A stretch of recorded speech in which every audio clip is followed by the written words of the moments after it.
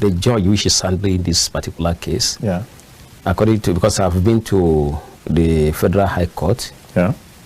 I think he presides in Court 8, and most of the lawyers there, what they have, I heard them saying that he's government judge, according to them. Though we Like allegedly. Yes, that what they mean by government judge is that whatever his rulings are not based on law and evidence, but whatever he is directed, that is the judgment he gives. And that is very bad for us as a people. People usually say that the judiciary do you is the believe last. it? Is that on hearsay? It's not just hearsay, and he has demonstrated that several times. All right, let's say. Like when PDP went to court regarding their convention, this is the internal party affairs. He gave the judgment halting the convention that's supposed to hold 15th, 16th of this month. And that's why, because Wiki has an interest. So whatever judgment he will pass is usually dependent on the interest of Wiki, who is considered by most Nigerians as the Chief Justice of the Federation, and by extension, he's even more powerful than the Chief Justice of the Federation, that he owns the judiciary. This particular judge? No, you know, Okay, Wiki owns the judiciary. Okay. Yes, he decides what happened. You know, that's why when politicians have cases in court, they run to Wiki, because he has the capacity to call a judge and direct any judge. This is how you should give the ruling. The only thing the judge needs to do is to sit down now and see how we'll be able to coin that to fit in to what Wiki wants. So with that, having said that, Omotosho is handling the case. We will definitely give whatever judgment that the federal government wants. It's not going to be based on law and evidence. It is going to be based on whatever the federal government wants. So we are not talking about going to court and then see. You see, that's why these days people don't even have interest in going to the court again, because this is according to lawyers and lawyers that judgments are usually bought. I met a senior citizen in this country, and after he lost the election, he said that actually he knew he was going to lose, that the money the judge said he should bring, he couldn't bring, and the opponent brought, gave the judge that money. So he now told me the amount of money you need to pay for, depending on the position. For House of Rep, he told me the amount. Senate, he told me the amount. Governor told me the amount. This one is, and this one was confirmed to me again by a national chairman of one of the leading political parties. I just don't want to mention him. Is a friend of the president. Told me that again, that when there was something and we needed something to be done, say that you know, I have cases, and these cases we need to pay. And so when he said we need to pay, I said, okay, that means what this other senior citizen was telling me is true. If this one that is even close to the president would tell me that they need to pay money to judges, all these judgments are bought. So it's cash for judgment. It's cash for judgment. You don't need to. That's why. Another. All right. Bottom line, the what you're saying, the insinuation, if I follow what you have said, is that you don't believe in whatever judgment is going to proceed from the court on the 20th. No, I don't believe. That's why the position we have taken as a union, in my capacity as the national president of the National Association of Nigerian Students, is to appeal to President Tinubu to discontinue the case, because there's nothing good, there's no justice that can come from the court, especially when these judges, they want handling the case. Well, I think I read somewhere where somebody, a special assistant, is he a special assistant on community engagement for the Southeast? Somebody, Chioma Weasley, if I remember correctly, said Mr. President is not likely, he's not going to intervene because it's a matter in court, and he's someone who believes in the rule of law, and so he would not want to interfere with the court proceedings. Even if he's going to come in at all, the court has to do its duty. That position is not correct. Why? Because Igboho was going to court. The federal government discontinued the case. Mieti Allah, the federal government discontinued the case. Why is Nnamdi Kanu's case different? Is it because he's an Igbo man? So if the president has the power to direct the Attorney General of the Federation to discontinue the case, And so it is within his a prerogative. It has nothing to do with. It's like you having a case against somebody. Say, just go to the court and say, I'm no longer interested in the case again. The court will discontinue now. So there's nothing in the person writing that. I don't know the person. You know, there are some persons in the southeast who know that Nnamdi Kanu being released will not be business as usual again, because the crimes they perpetrate and the positions they currently occupy, they know that Nnamdi Kanu is the only person in the entire of the southeast that has control, that has the support of all the Igbos. This person speaking is not just someone from the southeast. This is someone who works with Mr. President as a special assistant on community engagement. You can see that he's already biased. He's trying to see that he doesn't know where he doesn't know the position of the president. Whether the president if is not the president, shouldn't he know? No, most of this. Let me tell you this: most of these special assistants don't even see the president for a whole year. They are just there receiving salary. They are not advising anything. They are not assisting anything. They don't even have a role. Well, Malam Atiku Isa Abubakar, have you seen your prophet before? Which prophet are you talking about? The prophet of your religion. No. Have you seen it? But do you believe in his beliefs? 100%. I'm trying to say that you don't necessarily have to see your leader to be able to understand and believe in what he believes in. Because when you said that some of these essays don't even see the president for a whole year, I'm saying that that's neither here nor there. You see, they don't have a rule. The president knows that they don't have anything to offer.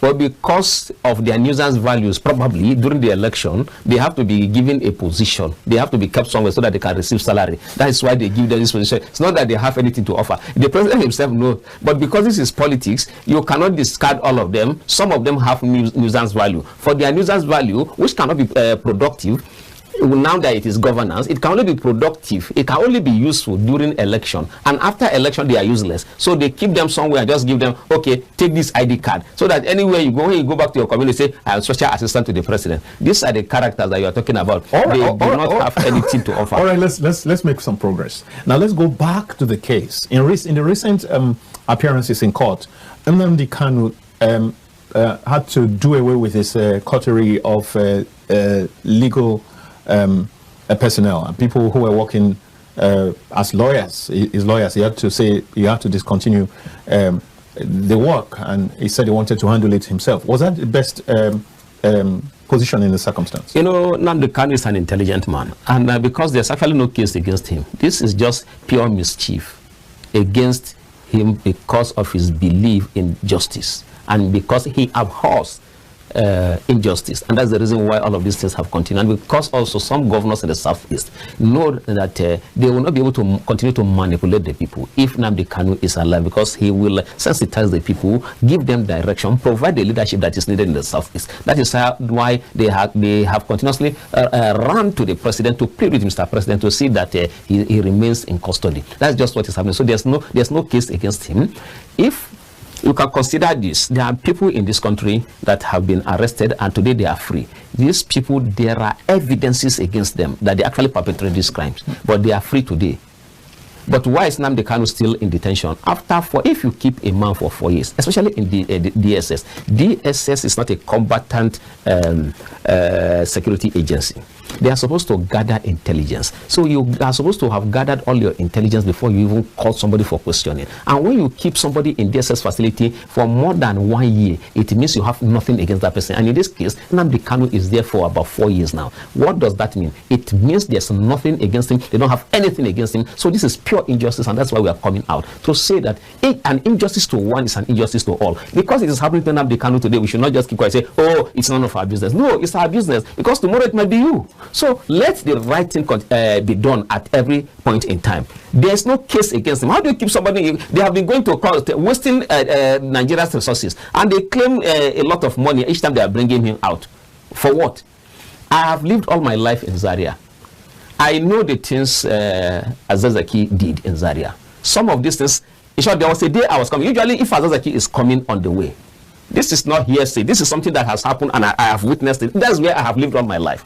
If he's coming, he breaks the law in a way that he doesn't obey the traffic. If the traffic is flowing like this, he will come like this with his people. And on one particular day, I was coming. And that day, I wrote entrance exam, entrance exam for my masters.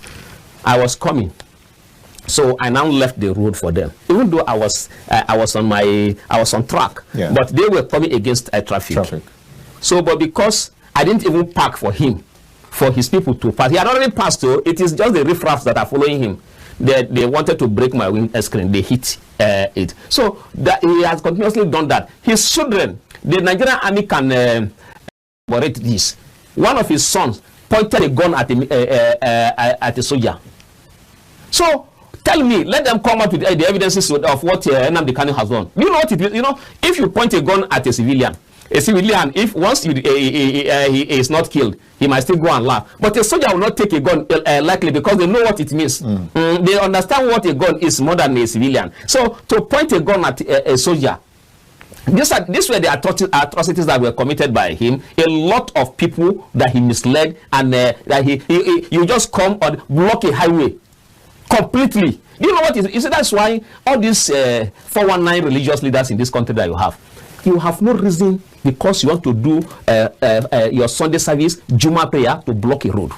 I have continuously said this. Why should we, because we want to pray on a Friday, you block road?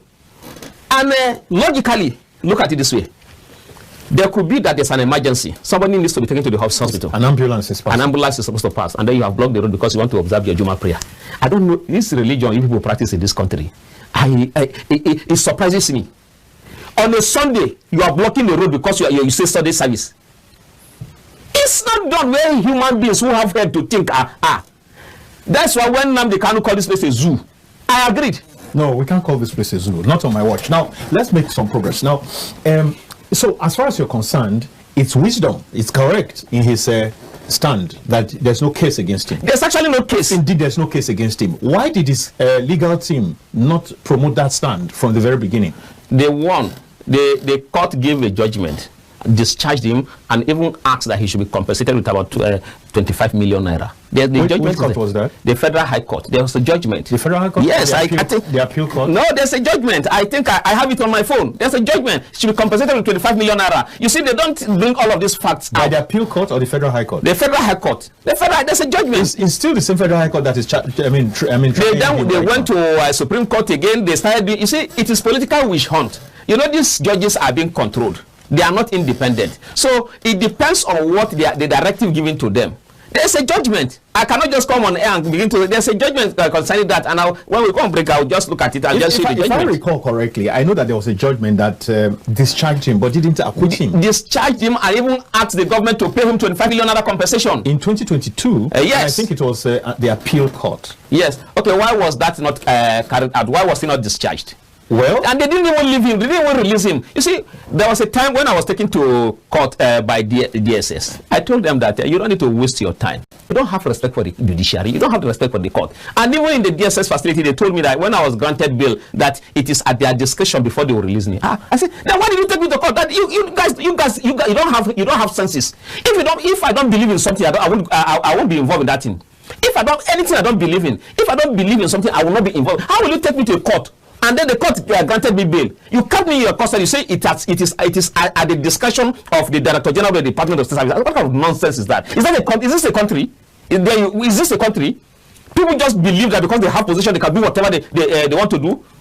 Okay, look, is this a country? You say we should not call it a zoo. Now, a country that you will not, no matter how reasonable and responsible you are, you will not be allowed to carry a gun legitimately, where you are given license to protect yourself, and they refuse to protect you. Yet, they are providing protection for the criminals who are coming to harm you.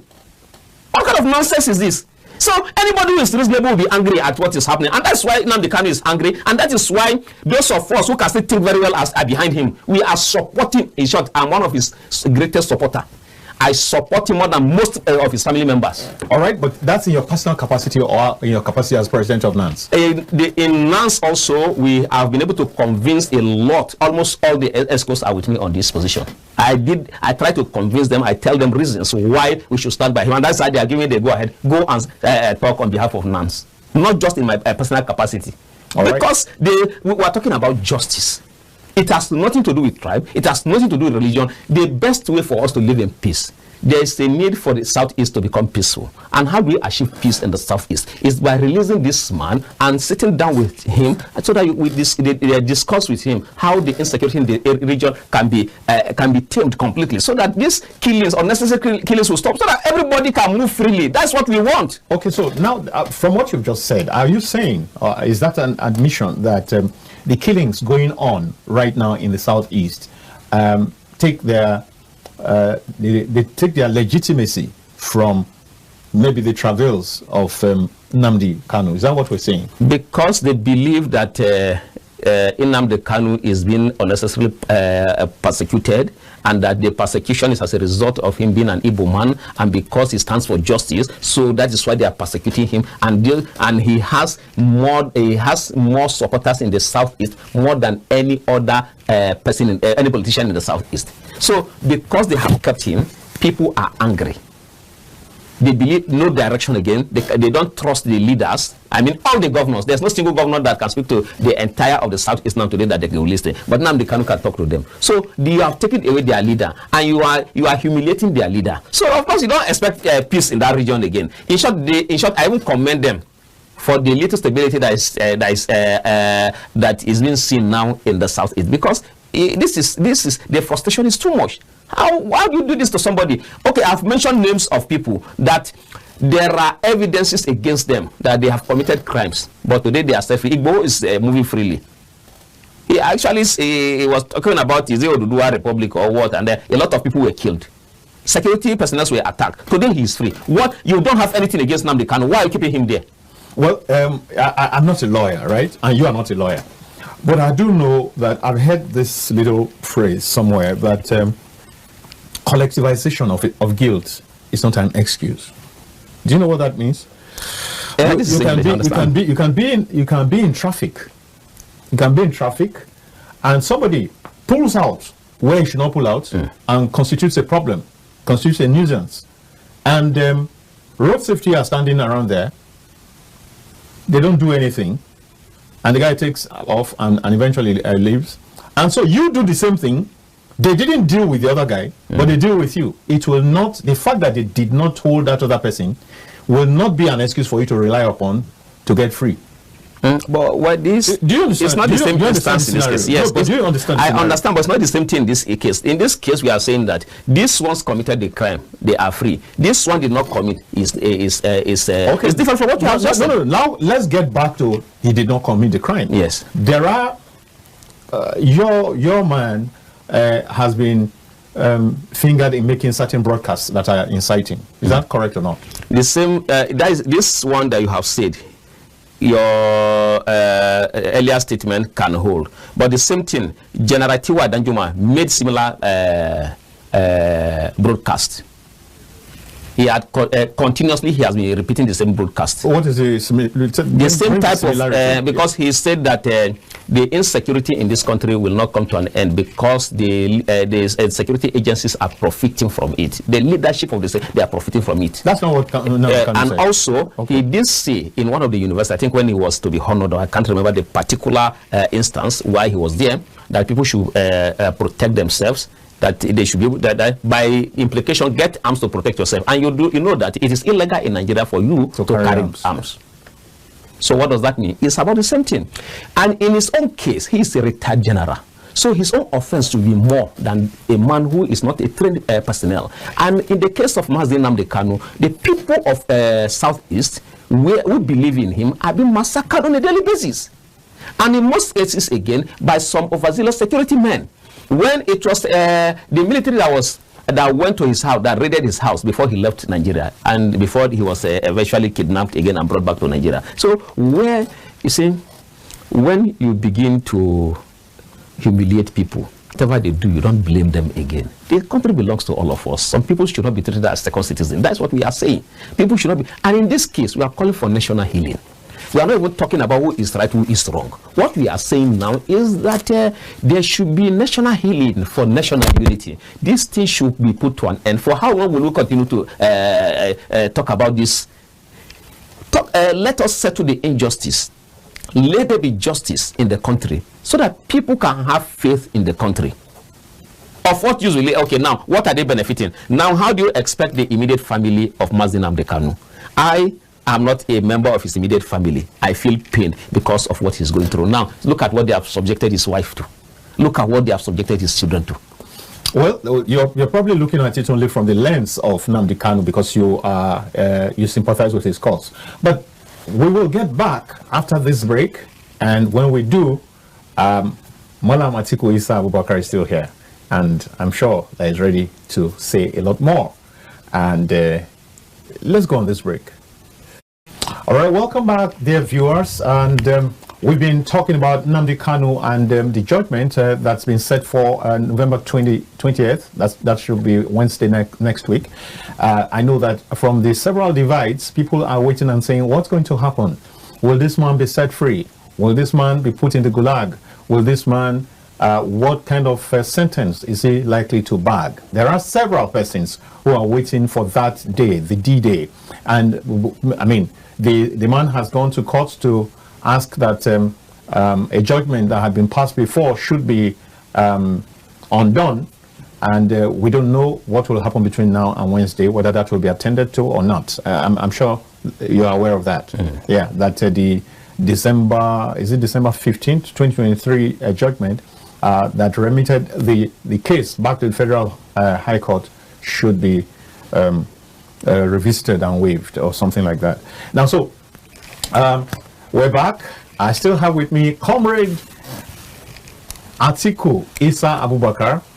He is the president of Nigerian Association of National Association of Nigerian Students. I hope I got that right. Yes, yes. Yeah, so he is here with me, and he will continue to wade into the matter. Now, so let's go, Comrade. You were talking about the fact that it's not just Kanu that has said that kind of thing, and that General T.Y. Danjuma also said the same thing. So you are saying why different? Is it as if different laws for different people or whatever? Yes, I think we should not even look at what General T.Y. Danjuma said alone. Among those who are the helm of security in this country, the immediate past chief of defense staff, General Christopher Musa, yes, he did say that I might not be able to quote him directly, perfectly, yeah. But he said something that people will have to defend themselves. And one of the leading security experts, the Director General of the Department of State Services, Mr. Tosin Ajayi, this is also say similar thing, that there will come a time when people will have to be defending themselves. This is a serving Director General of the Department of State Services. But the thing I can say why these two security experts say this is because the two of them have a good conscience. At least I have indirect relationship with the DGDS because he detained me for in his custody for about 2 months. Okay, so that makes you have a relationship. I have a relationship with him. But for General Musa, I can also, the thing is that when he left office just of recent, people have been praising him. It's the first time that I've seen somebody leaving an office and people are praising him in short. He comes from the southern Kaduna. I was surprised that around Zaria axis, where there's usually an opposition between them and they were praising him, and they said that the president didn't do well for them. That why should he stand there for them? So I was shocked. So instead of people to celebrate his removal, they were angry. So if it were to be the southern Kaduna people, I would say, okay, it's because it's their own. They say, no, it's because the man wants to end insecurity, that people have conspired against him and they have removed him. So I was surprised. So that means that just like the DG of DSS, why some of the things I know about the DSS I'm not revealing is because of the DG DSS. He's a good man, has a good heart. While I was in their custody, most of their men did want to, maybe as a result of what they got from the person that connived before I was arrested, wanted me to be kept there and to be humiliated. But everything they said, everything they wanted, the DG did not allow it. In short, I was given the good treatment there. He ensured that I was eating very well. That was why when while I was there, I became light in complexion very well. I didn't even want to, if not because... Would you want to go back? Let the DG... Let let him extend the VIP treatment to me outside. But not inside. Not inside there, because there you are in just a particular. No, you can only get that when you are inside. But he ensured that because in short, sometimes they will ask me that they will be talking among themselves that they say, God said that they give him anything he wants. So sometimes they will ask me, which food do you want to eat? They will buy food for me, so, and all of those things. And when anytime I am sick, the way they take care, so the treatment was from the DG. I know all other officers, the senior and some of the directors there, even wanted me dead. But everything they conspired, but the DG has a good heart. All right. So and he did say that it will come to a time where people will have to defend themselves because the man knows what is happening. Okay, so as far as you're concerned, it's like as if Nnamdi Kanu is being oppressed. He's being oppressed. That's the truth of the matter. And also, that's why mine is an appeal to the president for him to discontinue with this case. Let there be national healing. Let this killing stop. Okay, what do you realize? Do you realize that as a on the basis of some of the broadcasts that your man has made in times past, that lives were lost? Yes, the broadcast, something made him, something, you see, even in most of his court appearances, you see that he's angry. You see, something triggered that. Who made him to behave like that are supposed to be punished too. You cannot just come and start killing people like that. Nnamdi Kanu hates injustice. And you just come where he was born, where he has grown, where his people, you just come and then you are treating them like animals. So what do you expect? Well, that is the same reason why, since security experts talking about the time will come where people should defend themselves, why should they make such statements? Will you now say they should be arrested? Who arrest them? They are the ones that can arrest people now. Should they arrest themselves? Okay, so now let's take this part again. Now, there was a time that he was granted bail and he jumped bail. No, there was never a time he jumped bail. Oh, so why did they have to go and bring him from Kenya? No, security men invaded his house, killed, maimed people in his house, and he escaped. Do you expect him to remain so that they will kill him? That is not jumping bail. What is that? People wanted to kill him. Even the law allows you to even defend yourself, even if you are about to be killed. But in this case, he didn't defend himself. He left the country because they invaded his residence, killed people there. The evidences are there. So he didn't jump bail. So you can't use that against him. Why will you come and invade his residence when you are not supposed to do that? You did not ask him to report to your office. You invaded and then you killed people at his home. That is very bad. In short, he is supposed to be it is the security those security men that went there that are supposed to be facing trial, not Nnamdi Kanu. He didn't jump bail. It's just like what they do. Once they don't like you, they will always frame you up, and this is not good for us, our country. We should not be framing people up. We should not be framing people up. The people will not have respect for the country, and that's why you see that most Nigerians cannot die for this country because they don't even believe in the country. Because when you frame people up, you see innocent people. There was a time somebody came. He was asking a scholar that what will he do, a policeman, that God will forgive him, that they caught armed robbers. They had already reported to the highest authority that they had caught armed robbers. And those armed robbers now told them, went into transaction with them, that they are paying so amount of money, and they paid for them to be released. Now, they have already reported the matter. So they said they saw people in the bush, captured them, and took them as the real armed robbers. Those people don't even know what was happening, and that was how they were executed. These people have been executed. Said how would he wants a scholar to guide him on how to seek for forgiveness. So when you do this to people, now the families of these people that were framed up, they will never be happy with the government because they know their people. It's just like the same way I was framed up. A pistol was brought by Zamani Martins. I've never held a gun throughout my life. I don't even play. If you have my friends who are police officers, military men, if they keep, if you can't even ask me to help you with it once we're even together, I don't hold it because I know the implication that you can scan my hand and know that I've held a weapon like that before. A DSS officer, Zamani Martins, he was communicating with Babatunde Akinteye while they tortured me. He brought out pistol. He gave it to him to give it to me, and I held that. They took my picture. I'm waiting for them to prosecute me that for illegal possession of firearm. Later on, they realized that thing won't fly. apart from the fact that those who know me know that that one is a lie, and that I was abducted in the presence of the former governor of Kano State, in the presence of the former governor of Kogi State, Captain Sudan, in the presence of this guy that mimics former President Buhari, who is contesting for Amak Shaman, in the presence of an emir. All of them were there where this guy, Aluta Pilot, Olugbenga Adeyeye, stabbed me here on my